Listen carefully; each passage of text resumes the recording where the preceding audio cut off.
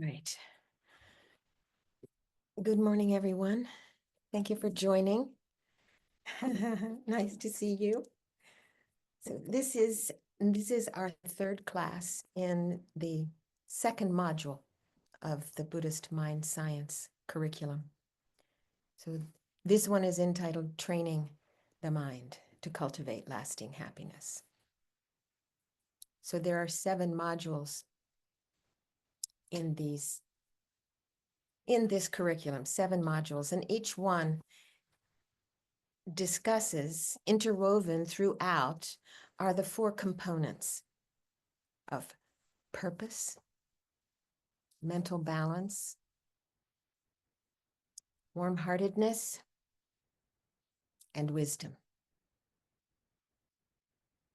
These 4 are gently nudged forward, making us more and more accustomed to what they mean and going deeper and deeper throughout the 7 modules.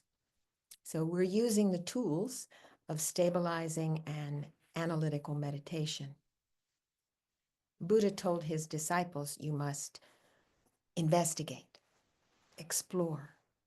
You must analyze how the mind fabricates its experience of the world until you have no doubt in your heart. So it is mind that is responsible for our feelings of happiness or suffering from the events in our lives. So meditation is to become familiar with the mind.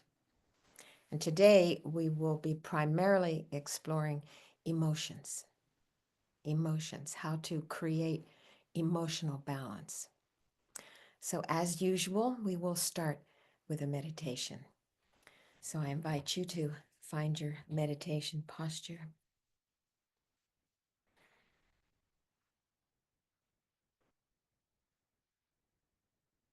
Bringing awareness to the place where we are.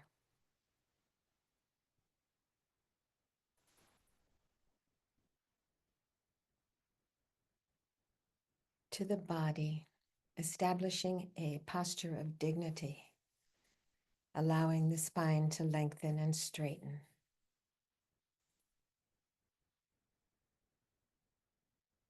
That aids in the energy flow throughout the body.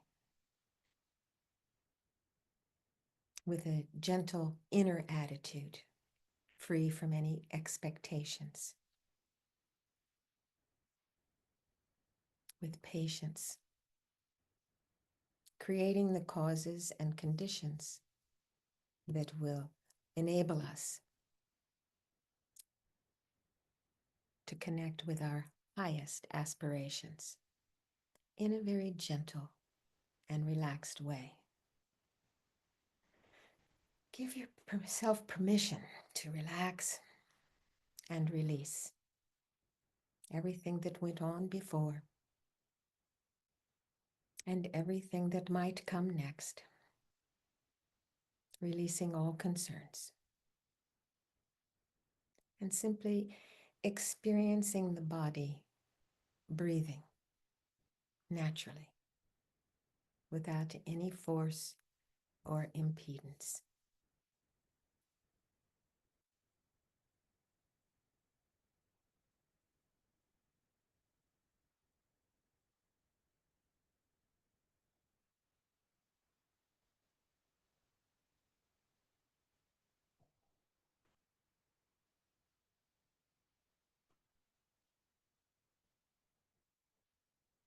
We may notice how the belly rises and falls.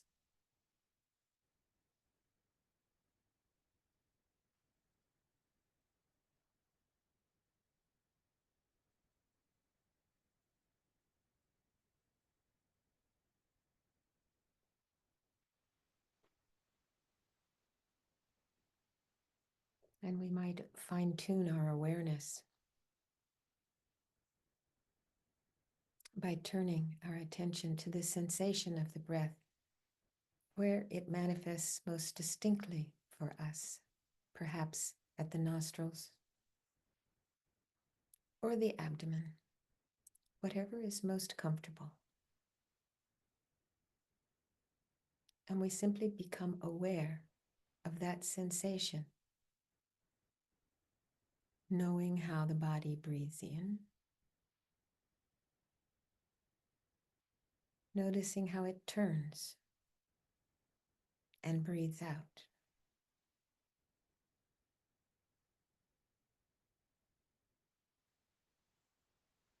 Turning again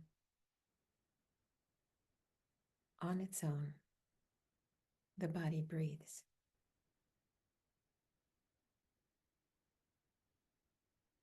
Remaining focused and relaxed, allowing the breath to flow naturally.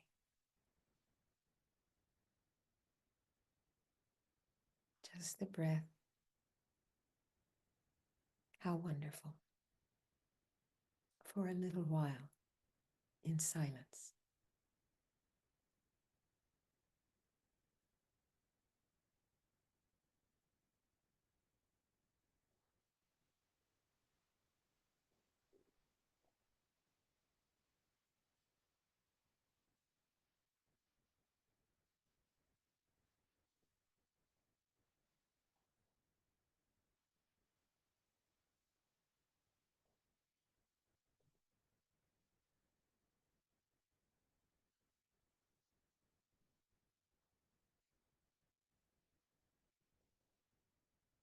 Each time the mind is distracted and gets carried away, simply recognize and return again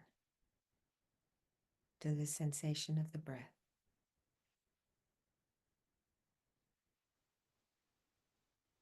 Gently, with loving kindness.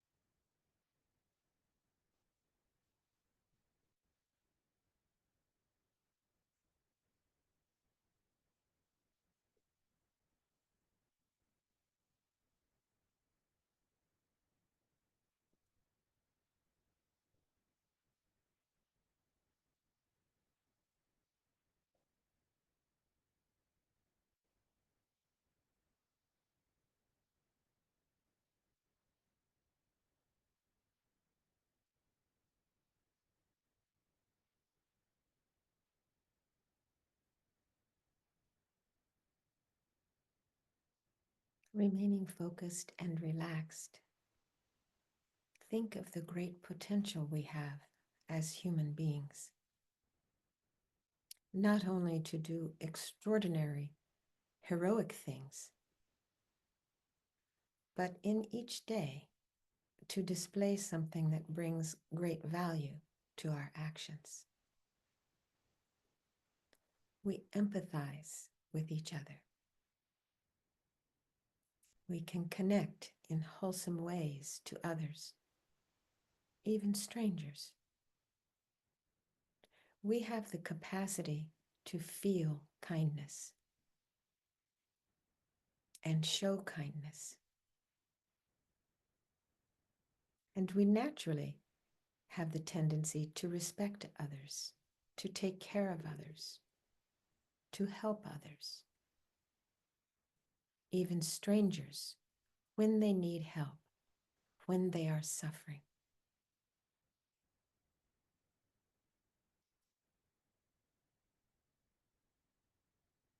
We have the ability to smile, to laugh, to have kindness, love, and care. These are natural within us.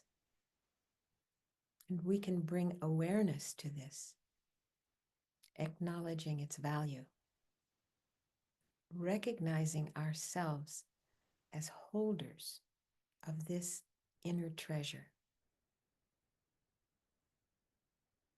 And we acknowledge also our potential for intelligence that allows us to discern what is right and what is wrong, what is harmful, and what is beneficial. To recognize and rejoice in our ability to develop wisdom. The wisdom that allows us to express these qualities of care, loving kindness, compassion, in ways which are beneficial for ourselves and for others. And we can rejoice in all of this and use it as a motivation. This is our inner treasure. It's innate within us.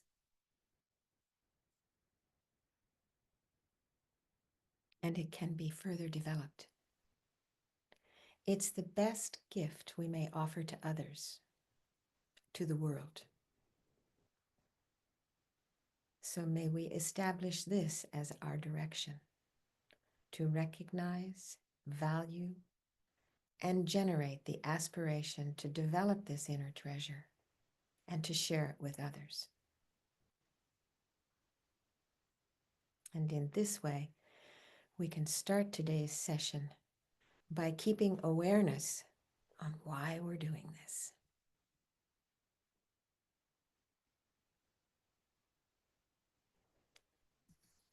This is how we emphasize our motivation.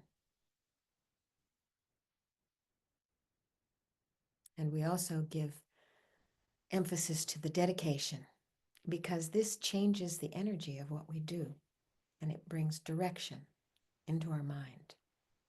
So we will work with motivation and dedication and apply them in the very most important aspects of our lives, our emotions. It is our emotions that determine the way we feel and the way we act most of the time. When we feel an emotion, we go there with our whole being and we act from there. And if we examine our emotions using stabilizing and analytical meditation to work with them, we learn to transform the mind, especially with mental balance. And in this whole course, we're working with purpose through establishing, remembering, and engaging in actions that fulfill this purpose. We cultivate mental balance. We are motivating to grow our wisdom and compassion through applying stabilizing and analytical meditations. Using meditation to work with our emotions helps us find greater mental balance. And in discussing emotions today, we'll look at them from a psychological perspective. And in the next session, we'll look more through a Buddhist lens. So there's no single definition of emotion. The American Psychology Association says that an emotion is a complex pattern involving experiential, behavioral, psychological, and physiological elements by which an individual attempts to deal with a personally significant matter or event. So in this way, it's experiential. It's the way we experience things. It's behavioral. It's how we act in response to those experiences. And it's physiological because emotions are actually felt in the body. Emotions have a biological basis, not only to the coarse physical body in which we can feel the emotions, but also the way our nervous system works. They're very complex and they involve neurological processes in the brain, in the whole nervous system, and they involve the release of hormones as well, some of which seem to have played and still play a role in our survival. They're not only about feelings. I feel this way, but they're also related to cognitive processes. Both emotions and reason are necessary, and they help each other. There was a tendency to separate very distinctly, oh, this is an emotion, this is reason. And there was also a tendency to say, reason is good, emotions are not so good. But actually, we need both. And they work together in the way we feel, in the way we act, and in the way we experience our world. They're closely related. We need cognitive abilities to work with and manage emotions. But studies suggest that if we only use reason in decision making without acknowledging emotions, we don't tend to make the best decisions. The best decisions are made when we use both abilities, cognitive abilities related to reason and awareness of emotion.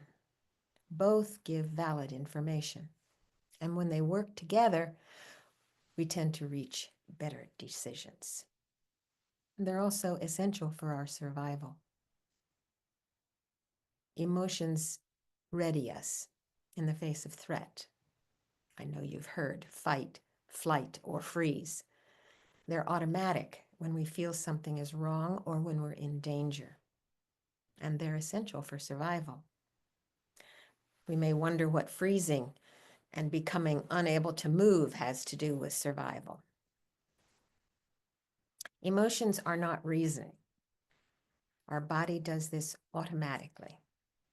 If we can escape from a situation, there's a quick evaluation from our nervous system.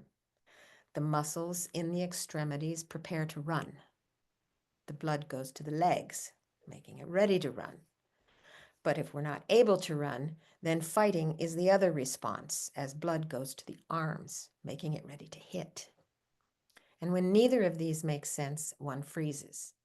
And this is especially true in small animals. We have seen this, right? It's a strategy. If they don't move, predators won't see them. And these are ancient strategies that worked very well in the environment. We want to eat lunch, not be it. But in today's world, we're not really in the wild. And there's still this capacity to activate these responses or reactions. It's especially true if we're in a state of alert all the time. This is important to really get this aspect. If we're in a state of alert all the time, feeling stressed, in a hurry, always rushing, in this state of alert, it's easy for these responses to become activated even when they're not needed, even when there's no threat around us. So what happens is the readiness is a source of stress and unbalance. There's an uneasiness that's there in the body all the time, which give rise to very automatic responses. Maybe we can find a more creative and wholesome way to react to situations. Emotions aren't triggered in objective situations. Think about that.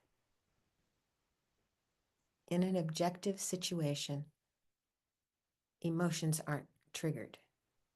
They're unconscious. So perhaps normal situation. Then all of a sudden, we start worrying because tomorrow we have a work deadline. We don't have much time, and we become anxious because we fear the consequences. But in the moment, there's nothing to fear. There's nothing to run away from. There's nothing to fight, right? They're unconscious. And a stress response is triggered. And we do know the feeling of stress, a tightness,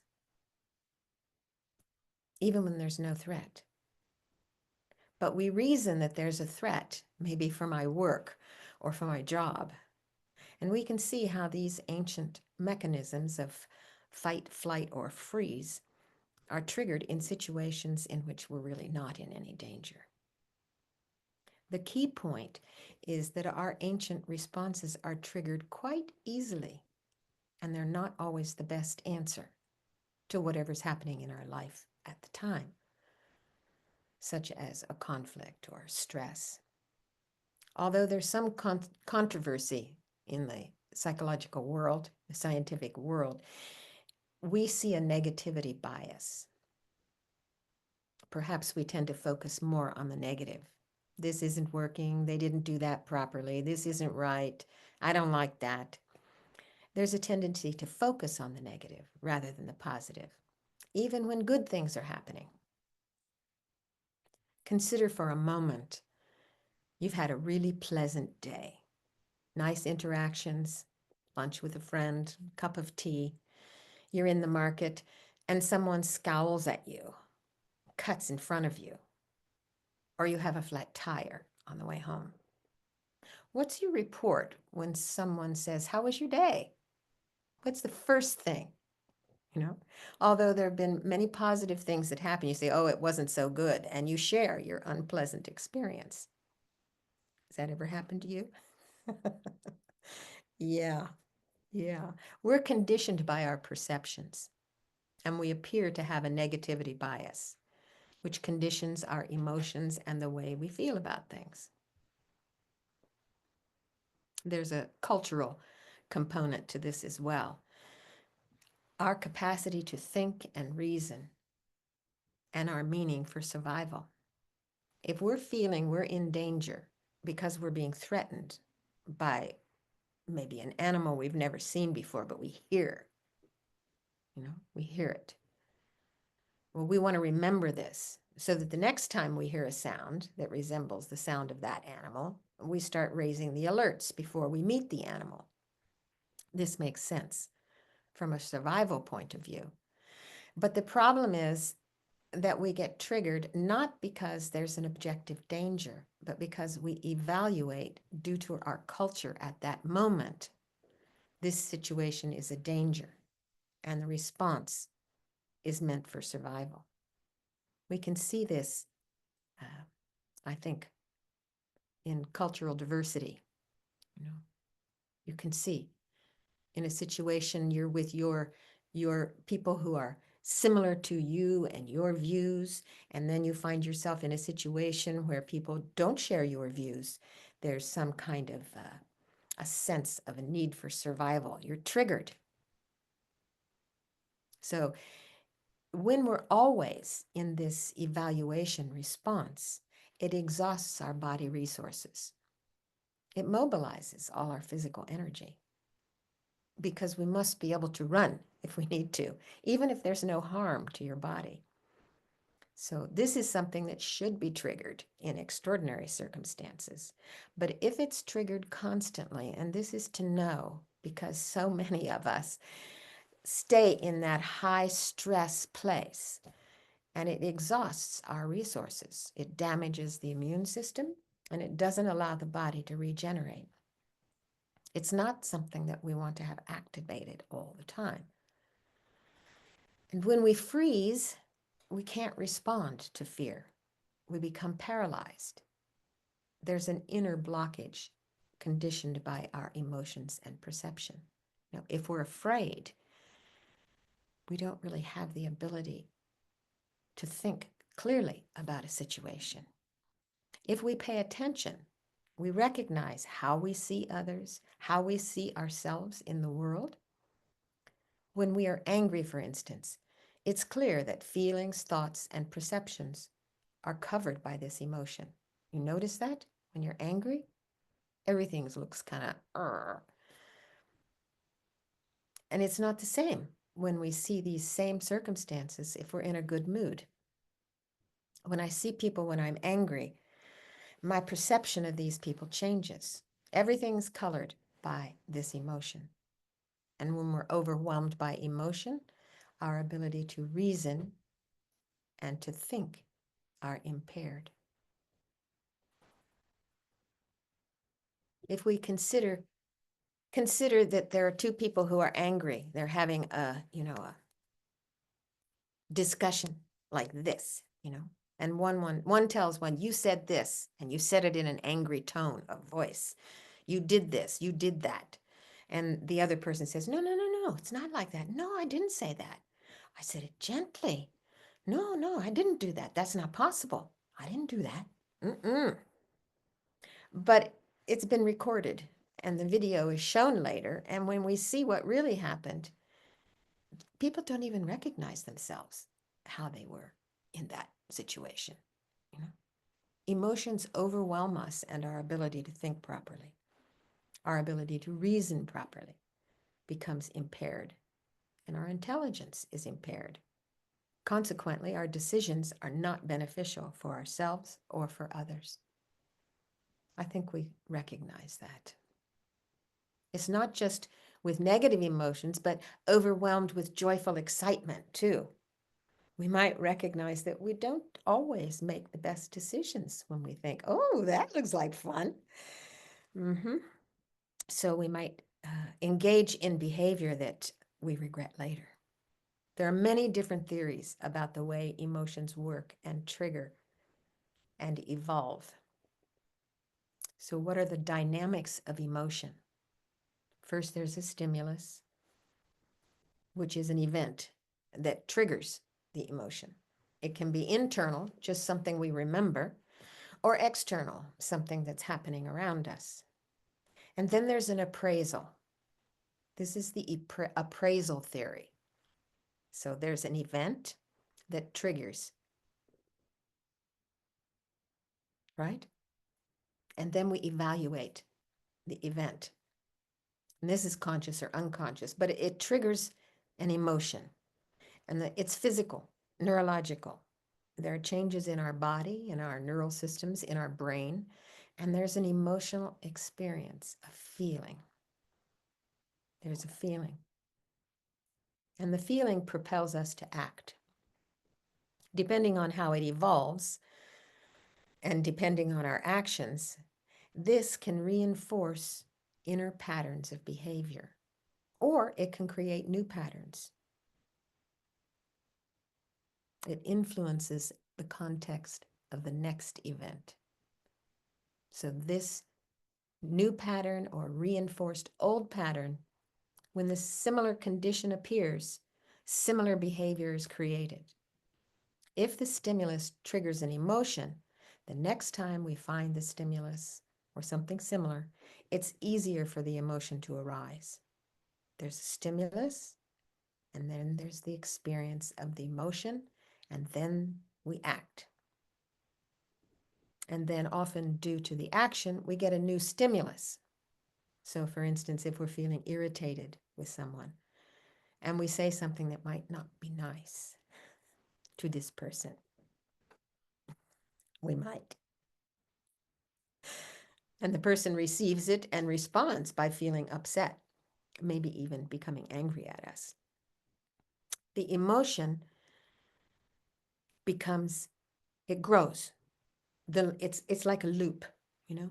So we have an emotion, we act, we say something, the person says something back, and we get bigger emotion, and it's like that. So again, we say something, and in turn, they say something, and the stimulus grows. So we start with irritation for just a word or a sentence, and we get trapped, and sometimes move all the way to a wish to harm. And this is a feedback loop. It may seem obvious, but are we aware of these dynamics? If we are aware of these dynamics, we can manage our emotions in challenging and difficult situations. It's really important to know, although it may seem obvious, but our capacity to reason becomes impaired when emotions reach a certain degree of intensity. And we don't recognize it when we're in the throes of that emotion. We feel propelled to act. And when this happens, if we can step back and pause, the emotion may subside and become more manageable. And what does this require? Awareness. You know, it requires awareness. The more we understand the mechanism and how it works, the better we can manage our emotions. because emotions are natural. So we should accept them. But there's no need to feel guilty for having them. And that's the good news because we can work with them. We can manage our emotions. And the starting point, the beginning, the starting point is to become aware of our emotions and the mechanisms behind it and the strategies that we can use to regulate them. So let's do a little exercise. Let's do a little exercise. So take a moment in silence and recall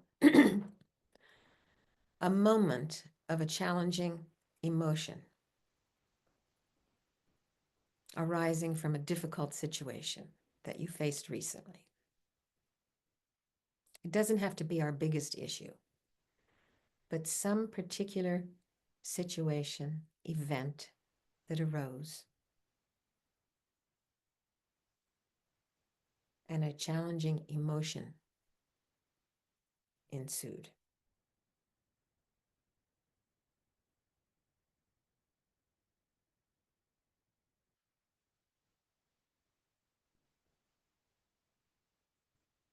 See how it felt in the body, in the mind. What was the experience?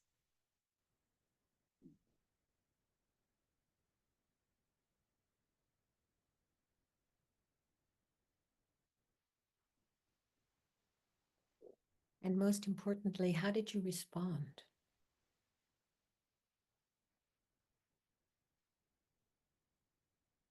To the situation and to your emotion? Did you have a strategy to manage them or to ease them in some way? What did you do?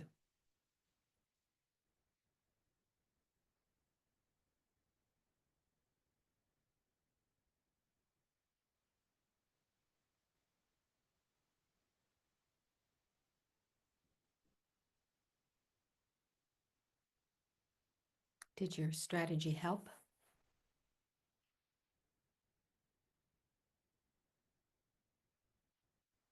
If it helped, imagine using that strategy again. And if it didn't, imagine a different strategy to a challenging situation.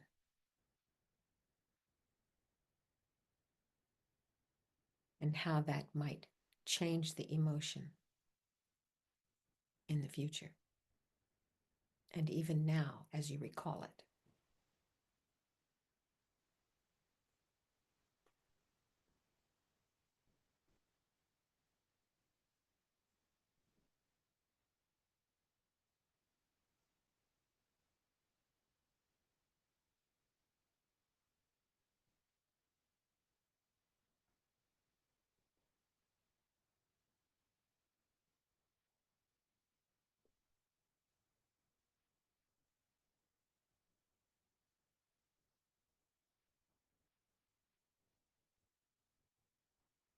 So this allows us to bring awareness to the fact that we have emotions. Everyone has emotions.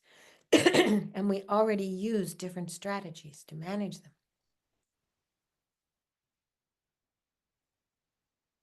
Managing our emotions rather than repressing them.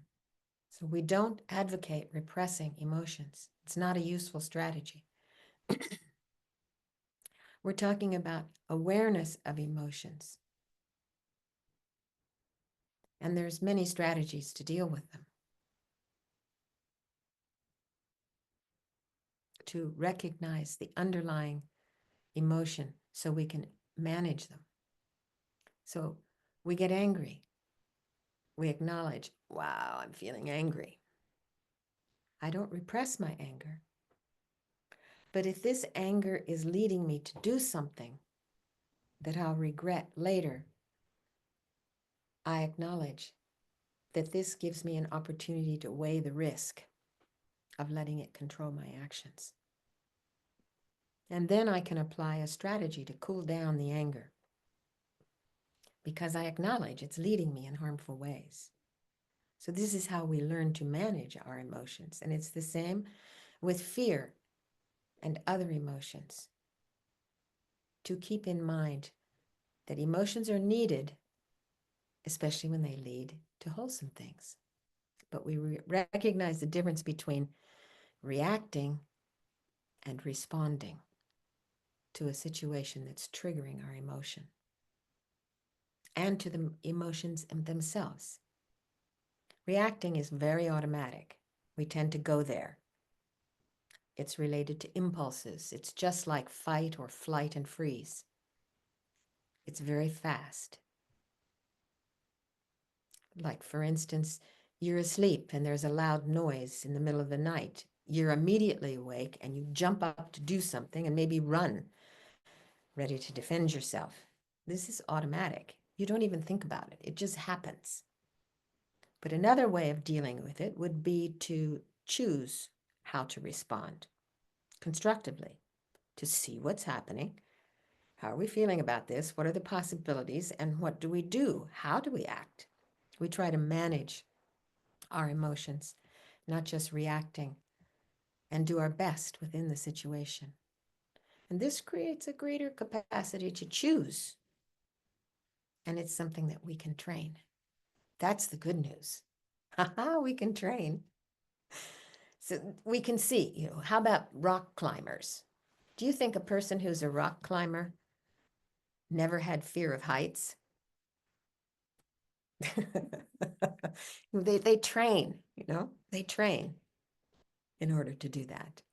So in the same way, we can recognize mechanisms in ourself and different ways that we have of training in relation to emotions. It's good to have awareness of what's happening around us when we feel an emotion. Science says, studies say, that people who are aware of their emotions have enhanced emotional recovery from difficulties experienced in life. They have reduced negative emotional responses. They have increased positive emotional responses. And they have better emotional regulation. Comes from awareness. Awareness. I always say the truth is in the pause. So we have to be aware. So let's think about this for a moment.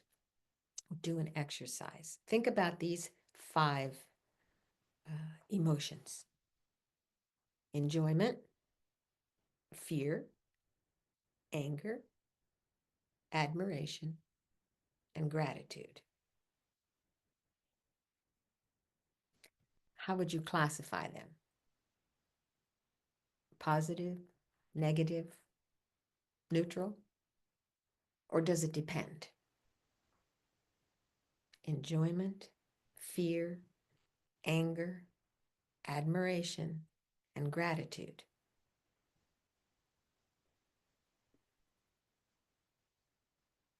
We could take any one of them and think positive, negative, neutral, or does it depend?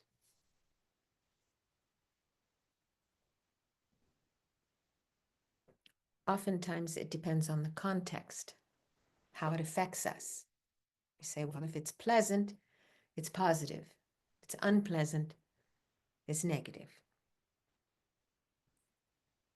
But we can also evaluate them as positive or negative, depending on the outcomes of the motivation that we need.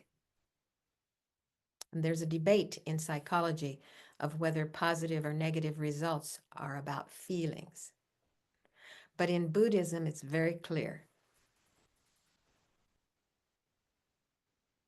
Positive and negative depend on the motivation and the outcomes. So if we think about this, we can see how we can accept and manage our emotions. So, for instance, we might see a big injustice. Not hard to miss today. Big injustices, right? and we might feel angry. And this upsets us.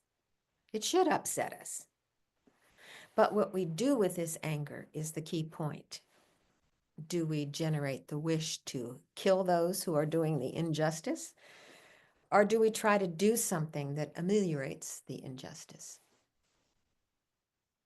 The Dharma gives us clues about how to act or how to try to act, because it's very clear what the attitude and the motivation that we have that is behind us, that's important for us in terms of suffering and happiness for myself and others.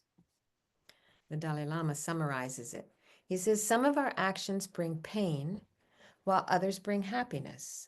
Learning to differentiate destructive and constructive emotions, we can subdue the former and nourish the later. It's a worthy endeavor on a personal as well as societal level. And it's not that we have emotions that are always bad, always unrealistic. Anger can be realistic. So we analyze and we see that it's a reasonable anger. And sometimes our joy is not reasonable if we rejoice in things that we've exaggerated or that are harmful. So it's crucial to become aware of our emotions, what motivates them. So let's bring awareness in a meditative way. I invite you to meditate with me. So once again, we become aware of where we are in the room, of being here, aware of our body and mind in this moment, perhaps feeling peaceful, nothing to do or undo.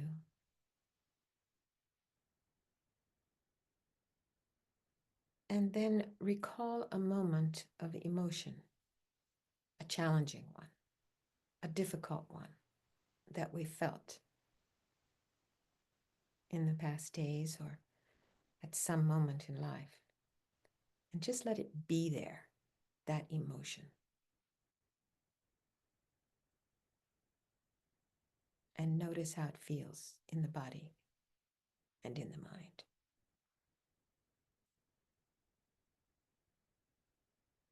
Without rejecting it, just see it and feel it.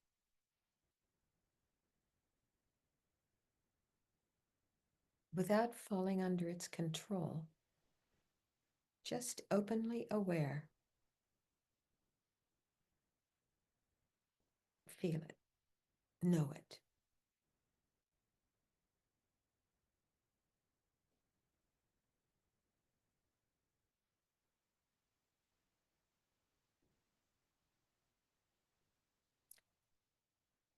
And now take a deep breath and let it fill your chest and your body. The emotion is still there, but you breathe.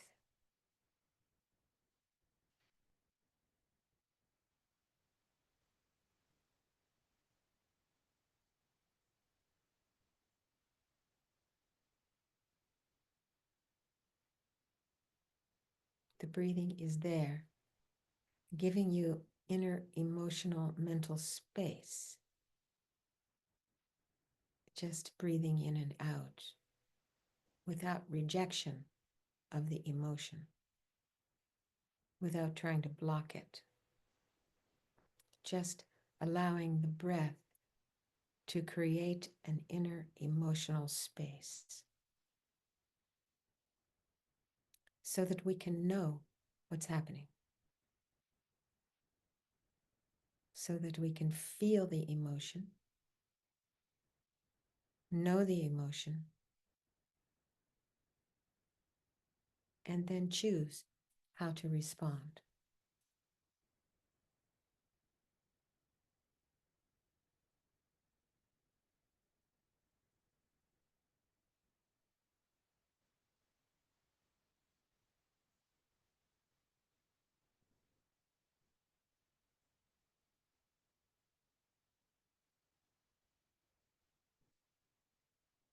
In this way, we become more and more aware of our emotions, allowing them without repressing them, but also without falling blindly under their control. We find an inner space of freedom to choose.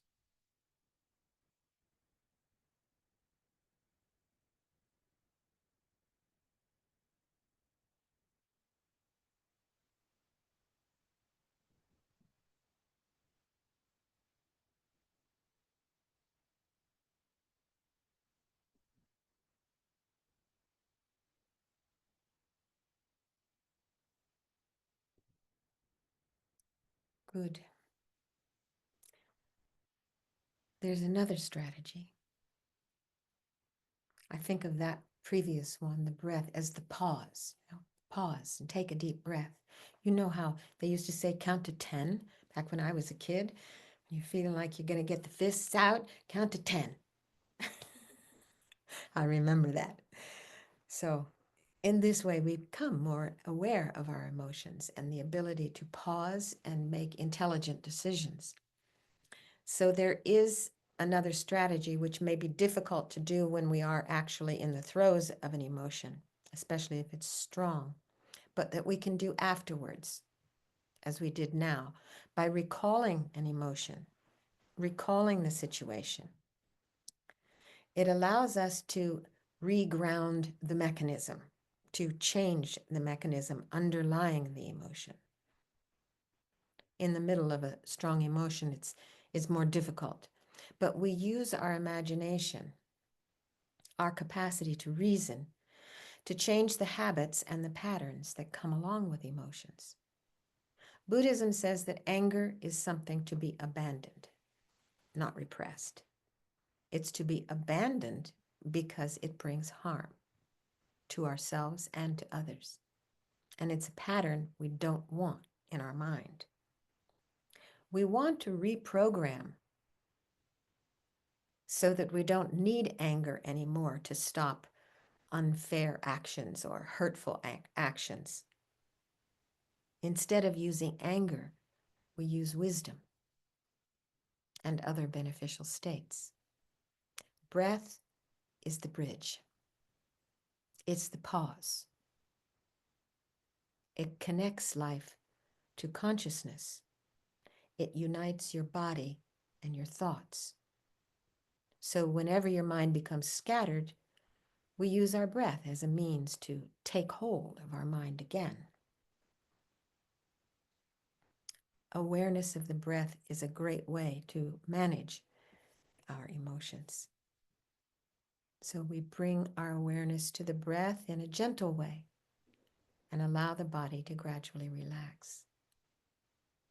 I think in moments of stress, if we're aware, if we can come to a sense of presence in the body and go, oh, yeah, there's a tightness that happens, a fear that arises because there's something that feels like it. I need to be pushed to do something. So if in the moment, even if it's only for 30 seconds, we recognize, oh, yes, and there's a tightness in the heart, in the gut. We just take a deep breath and relax. And we let go of that stress, that tightness. We can do this again and again throughout our day. Those of us who have very busy lives can do this, should do this again and again in the life to gradually relax. But there are techniques that we use in order to release this stress and anxiety.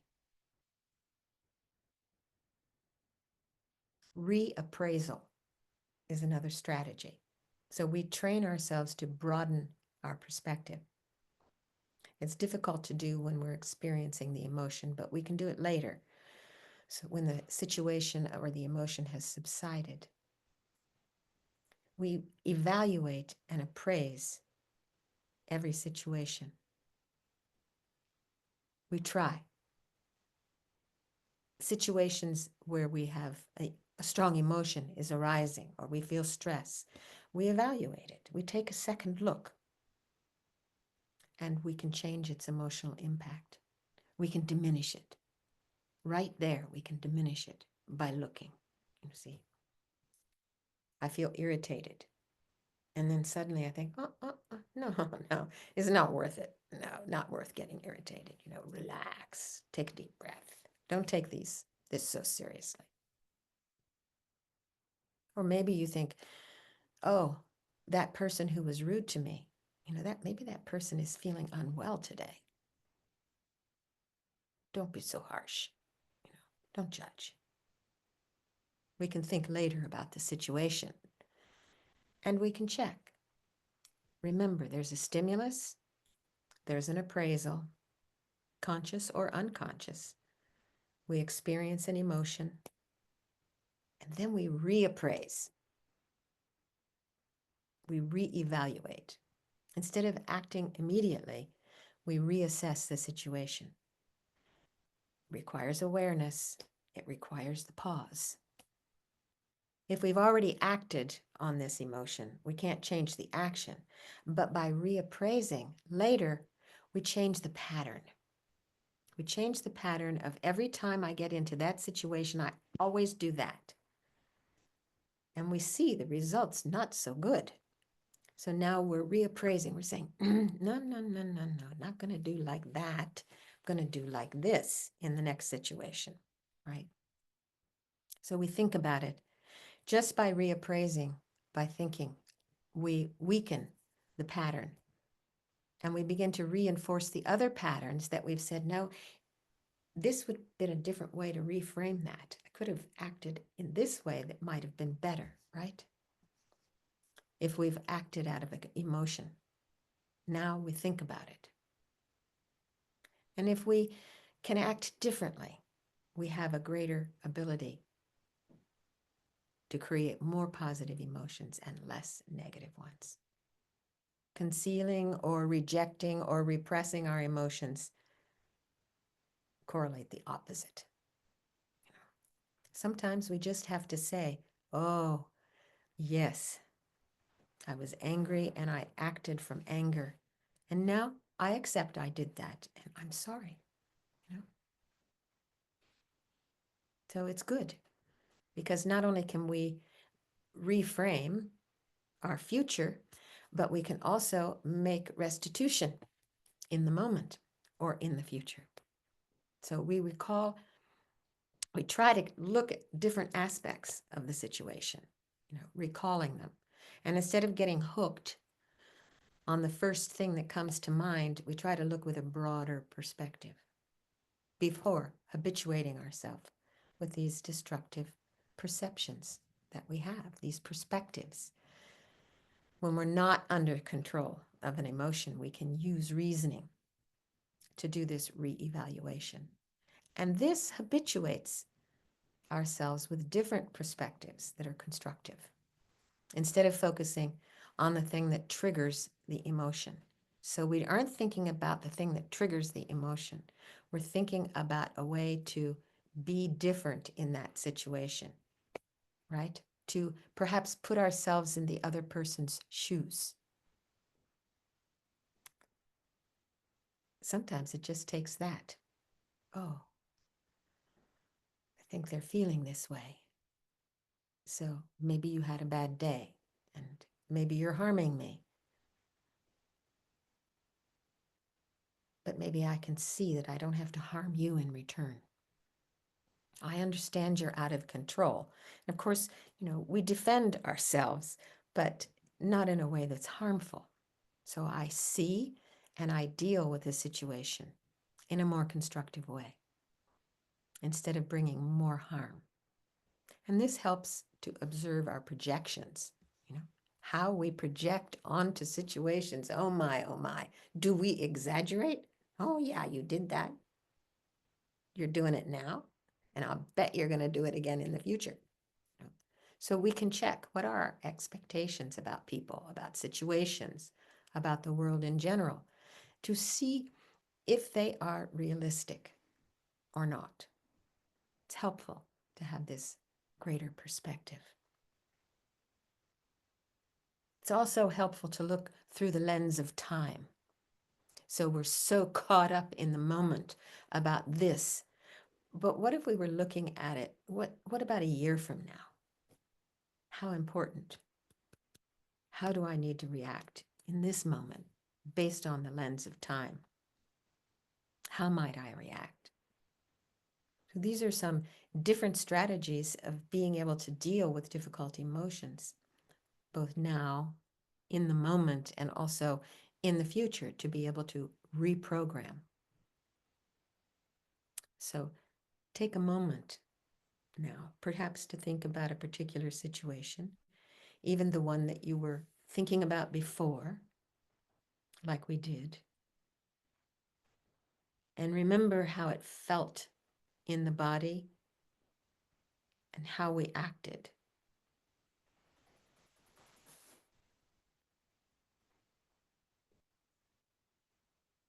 How did we actually perceive that situation, perceive that person, what that person said that's unacceptable, what they did, how we felt, angry or hurt or needy, sad. Just try to bring that to mind, body and mind.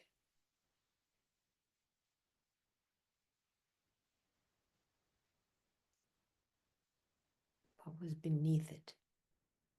These feelings, these emotions.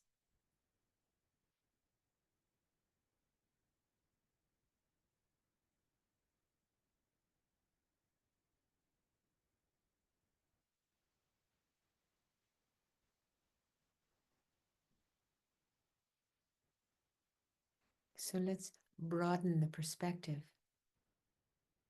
and see the situation from the angle of the other person.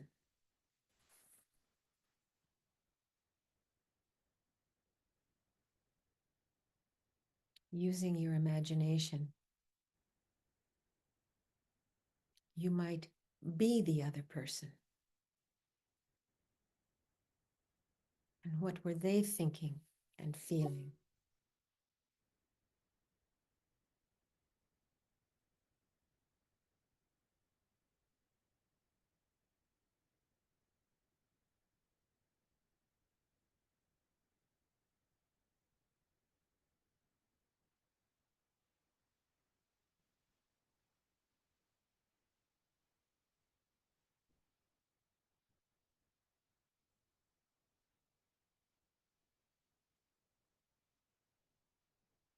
In that situation, what do you think would have helped them?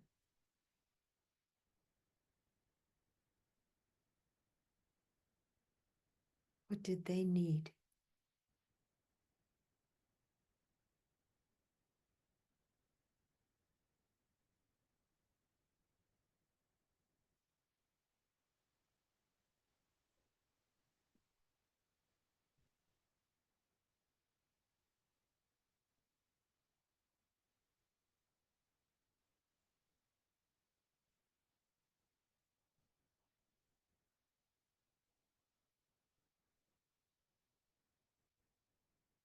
If we broaden the perspective over time,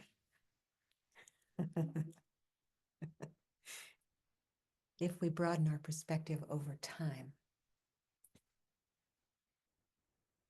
think of the possibility in this moment that perhaps over time we later understood differently. Perhaps we understood that the person who was rude had had a terrible experience, and our heart breaks. It changes our perspective.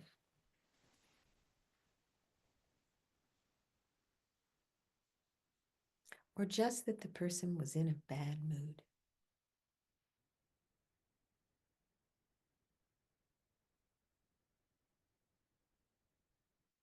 If we are able to see this from the other person's perspective and broaden our view, then perhaps our motivation is different.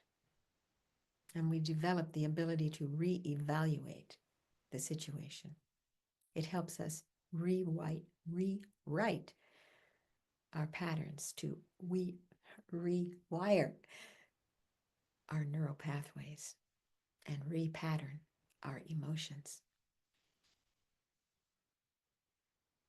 using our intelligence, analyzing, analytical meditation. Oftentimes we think of meditation as single-pointed upon a particular object, stabilizing the mind to focus single-pointedly. And that's one aspect of our meditation. That is stabilizing meditation. But the other meditation that actually works to retrain the mind is analytical meditation. So first we stabilize and focus the mind, and then we use that focus as a tool to analyze. And after analyzing, we come to a conclusion. And once again, we pause and we stabilize on that understanding and hold that in the mind. Neuroscience says that this deepens the neural pathway to do likewise in the future. Or it creates a new pathway to behave constructively.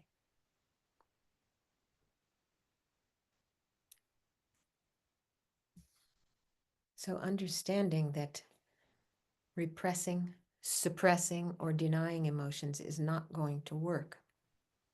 The strategies that seem to work are bringing awareness to our emotions, accepting them, and trying our best not to allow our actions to be driven without control by these emotions. To reevaluate the situation is something we can do afterwards, instead of feeling guilty about being a human being who has emotions. When we act, we bring harm sometimes. But we have the opportunity afterwards to reevaluate the situation and try to find ways of dealing in a way that is constructive, using our imagination afterwards. And in this way, rewiring our brains, creating new patterns, so that the next time there's a greater chance when we have the same stimulus or similar, instead of responding in the same way with the same pattern, we respond with the new pattern that we have created. The next time you meet a person that you used to be irritated with, you're not so inclined to get angry with them. We could take a moment during our day, many moments. We can do it during our daily meditation or at night. When we come home and evaluate our day, just a few minutes to go there and see how we manage our emotions. And we can imagine ourselves being there next time with this ability to look at different aspects of the situation. Broadening our perspective is very useful, and we can learn to use it in our life to enhance and train more and more until it becomes spontaneous. You see, we won't need anger anymore for situations that are unjust. We apply intelligence, compassion, loving kindness, and wholesome mental states. Slowly, slowly, we repattern, allowing us to be in challenging situations without responding in a negative way. Does it make sense? You have questions, comments, statements of fact, fancy? What do you think? Is there more to be said?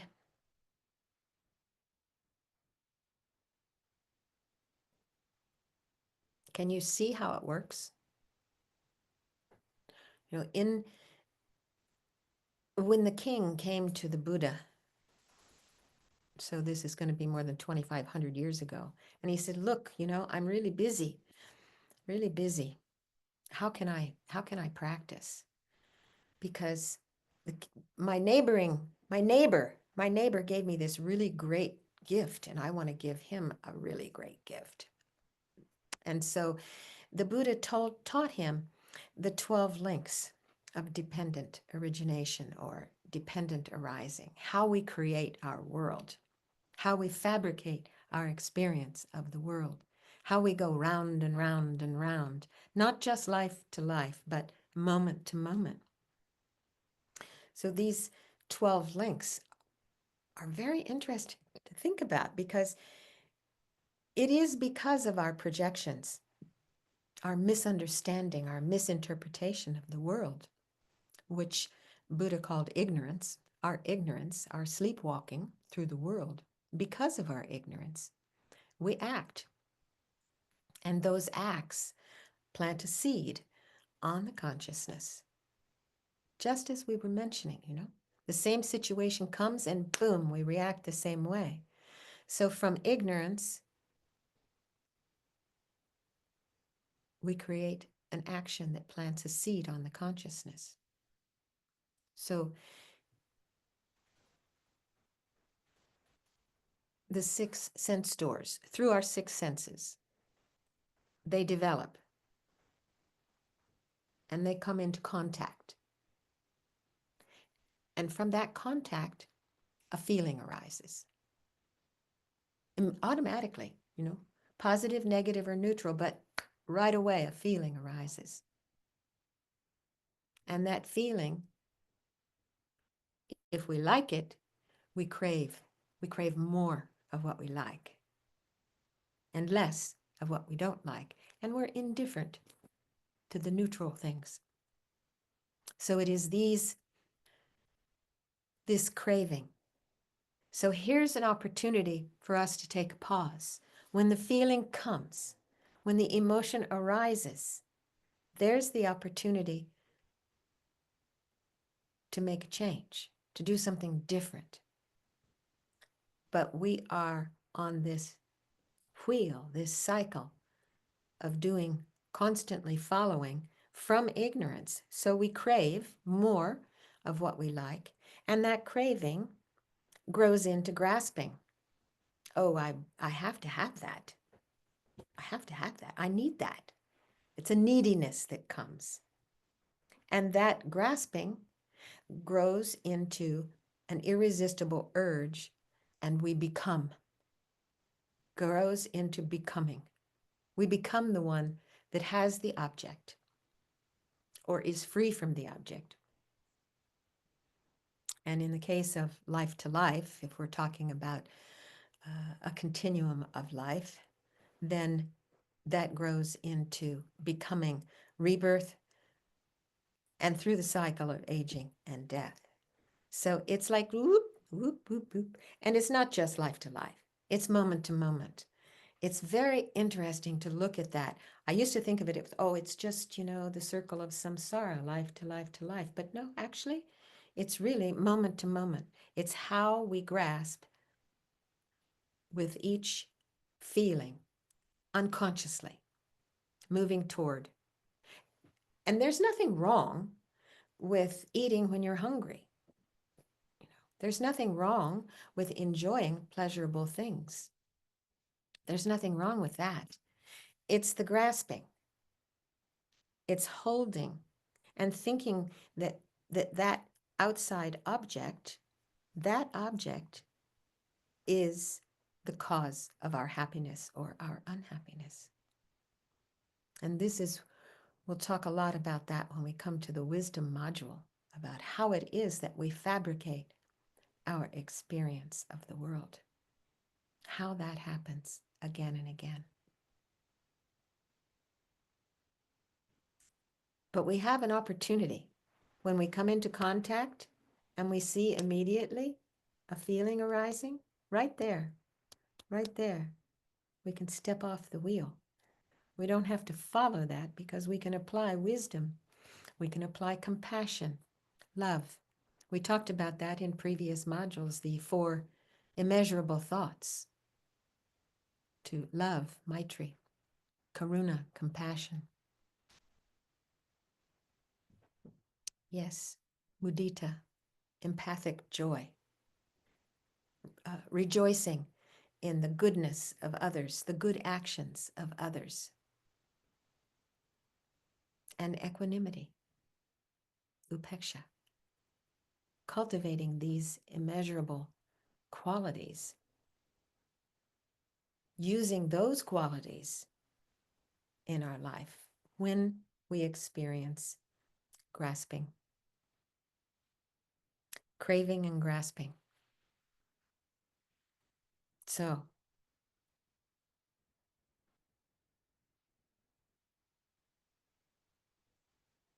I went through this course this particular class like a house of fire.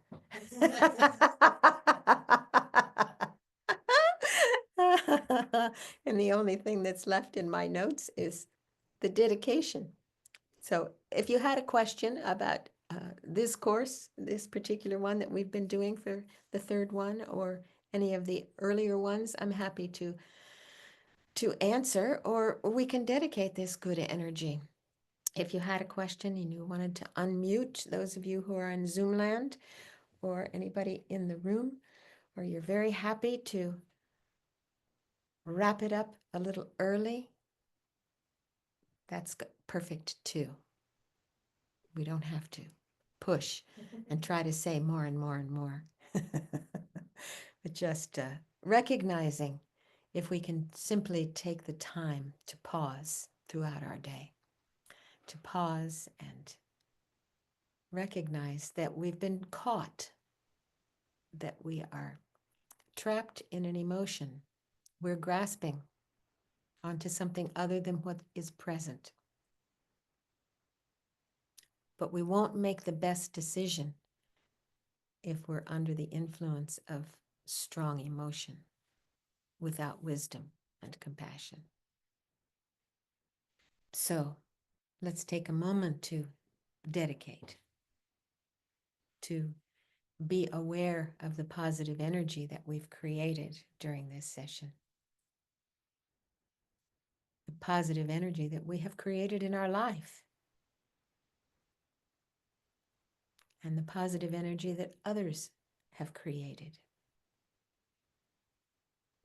Especially with a motivation to bringing more well-being and happiness to the world. We can dedicate this positive energy so that we may best deal with our emotions and mental states in constructive ways and share this knowledge with others to be a source of benefit in the world. We can imagine that all sentient beings are around us, those in need now, in the past, and in the future. May they all receive this positive energy from us. And may this be a cause that leads us to awakening to our fullest potential. And may we always find good friends along the way.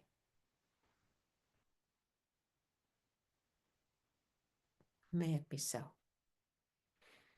So thank you once again. And next week, we're skipping next week. So the next class on the next is the 4th, the final class in this particular module. The 23rd, yes.